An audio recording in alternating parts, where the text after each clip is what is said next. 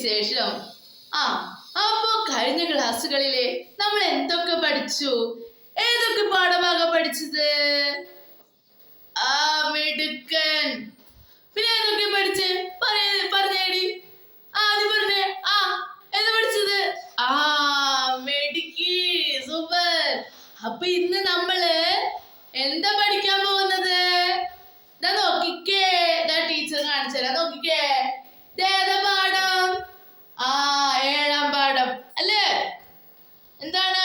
ദിക്കറിയാം, നാടറിയാം. അപ്പൊ ഇന്ന് നമ്മള് ഈ പാഠഭാഗമാണ് പഠിക്കുന്നത്. നോക്കിക്കേ, ഇതിൽ എന്തൊക്കെ കാണുന്നുണ്ട്? എന്താ കാണുന്നത്? എന്താണ് കാണുന്നത്? പറഞ്ഞേ. മിടുക്കി. ഒരു ചേച്ചി ഒരു കുട്ടിയെ സ്കൂട്ടറിൽ പോകുന്നുണ്ട് അല്ലേ? പിന്നെന്താ കാണുന്നത്?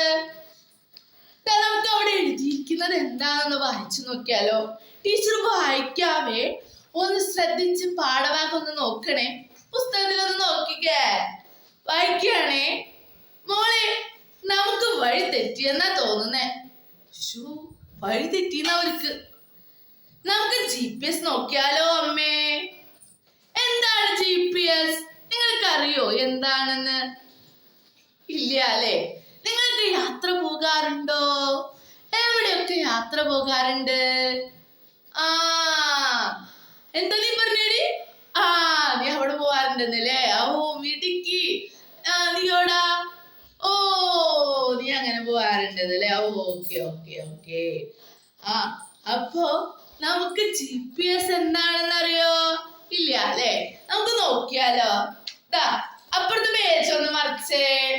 എല്ലാവരും പേജ് നമ്പർ 123 എടുത്തേ. എല്ലാവരും നോക്കിക്കോട്ടെ പാഠപുസ്തകം.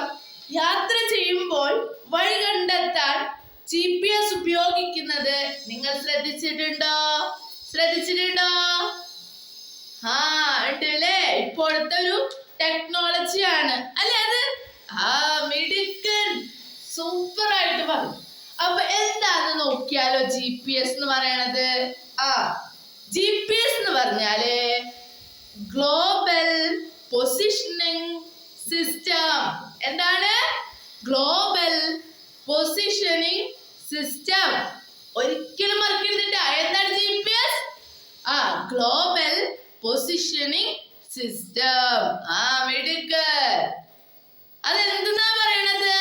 തത്സമയ സ്ഥാനം, സമയം എന്നിവ അറിയാൻ ഉപഗ്രഹ സഹായത്തോടെ പ്രവർത്തിക്കുന്ന ഒരു സംവിധാനമാണ് എന്ത്?